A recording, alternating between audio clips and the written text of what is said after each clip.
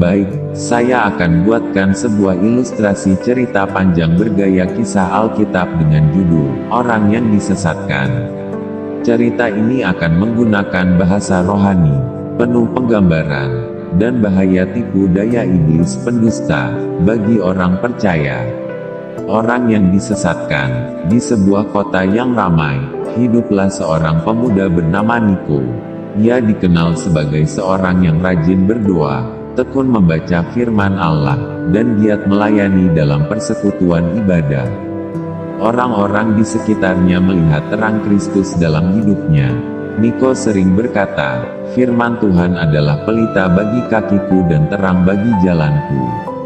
Namun, pada suatu malam, iblis sang penyesat, yang sejak semula membenci umat Allah melihat terang dalam diri Niko, mulai menaburkan siasat liciknya. Iblis tidak datang dengan wajah menyeramkan, tetapi menjelma dalam rupa seorang malaikat terang, penuh senyum, dan kata-kata yang terdengar rohani. Malaikat palsu itu berkata kepada Niko dalam mimpi, "Niko, engkau adalah hamba pilihan yang memiliki rahasia besar dari Allah. Banyak orang tidak mengerti kebenaran sejati, tetapi engkau berbeda. Dengarkan aku, maka engkau akan memiliki hikmat yang lebih tinggi daripada saudara-saudaramu." Ketika Niko terbangun, Niko merasa bangga, sehingga benih kesombongan kecil mulai bertumbuh dalam hatinya Niko.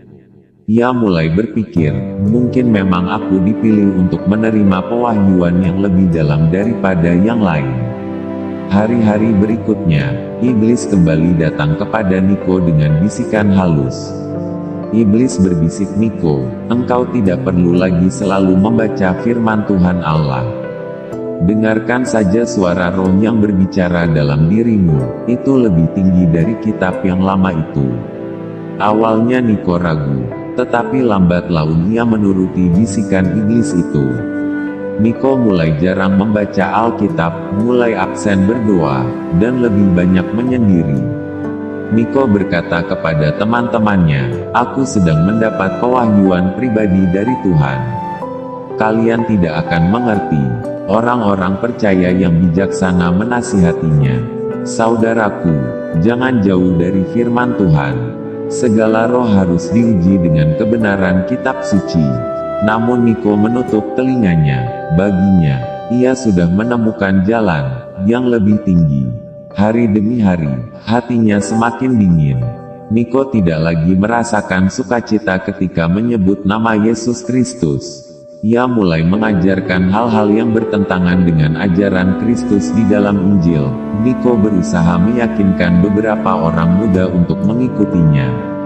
Sedikit demi sedikit, ia membangun kelompok kecil yang lebih percaya kepada suara iblis daripada Injil Kristus. Mereka semua tidak sadar, sesungguhnya mereka sedang berada dalam genggaman dan rencana si jahat iblis. Suatu malam, Roh Kudus menegur dengan kuat lewat mimpi kepada Niko.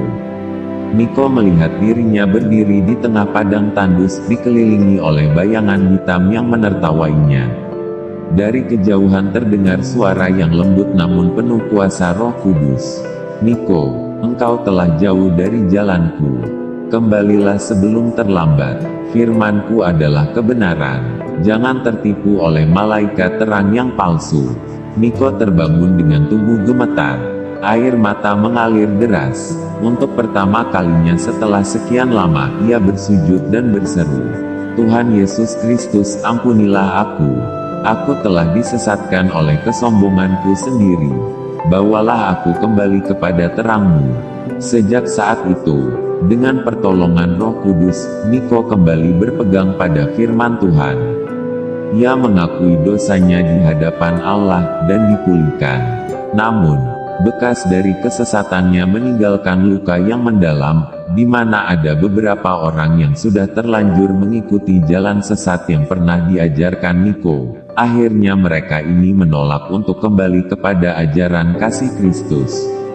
Waktu terus berjalan, Niko secara perlahan belajar sadar dan menyadari, ternyata tipu daya iblis bukan selalu dalam bentuk kejahatan yang jelas, tetapi sering dalam rupa kebenaran yang dipelintir. dan firman Allah itu digenapi dalam dirinya.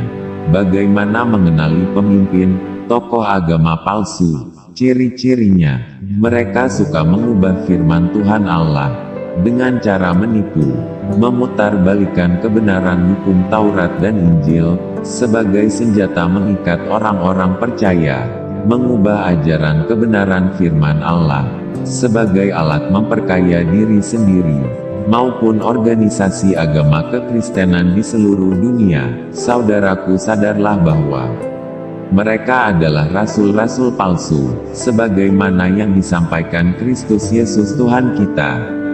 Sebab orang-orang itu adalah rasul-rasul palsu, pekerja-pekerja curang, yang menyamar sebagai rasul Kristus.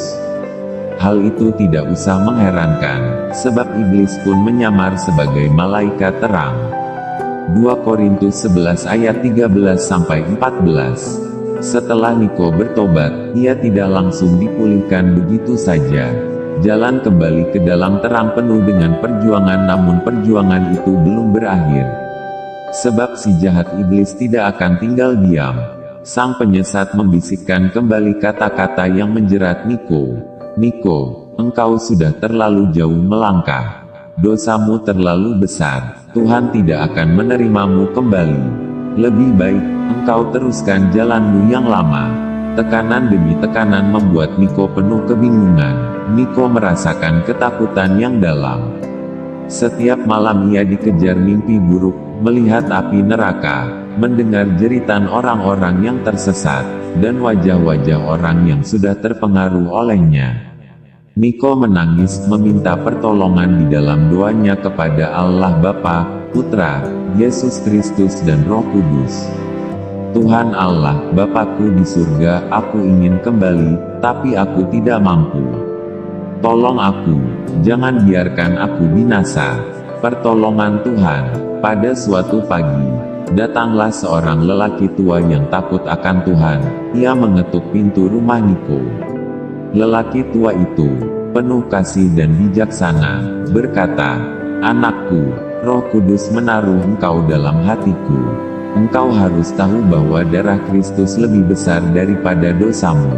Jangan dengarkan si pendusta." Firman berkata, jika kita mengaku dosa kita. Pesan akhir ilustrasi. 1. Penyesatan selalu datang dengan rupa yang indah, tetapi ujungnya adalah kebinasaan. 2. Orang percaya harus rendah hati, selalu menguji setiap roh dengan firman Allah. 3. Kasih dan pengampunan Kristus lebih besar daripada segala dosa. 4. Kesaksian hidup orang yang pernah jatuh tetapi dipulihkan dapat menjadi pelajaran bagi banyak jiwa. Pesan ilustrasi. Orang percaya harus selalu menguji setiap roh dengan firman Tuhan, yang tertulis dalam kitab suci, Alkitab. Ingat dan waspadalah, kebutaan rohani adalah celah membuka pintu bagi iblis si penyesatan. Saudaraku yang terkasih, sadarlah, hanya Yesus Kristus melalui Roh Kudus yang dapat menjaga kita tetap berjalan dalam kebenaran hidup baru menuju pada keselamatan hidup yang kekal. Amin.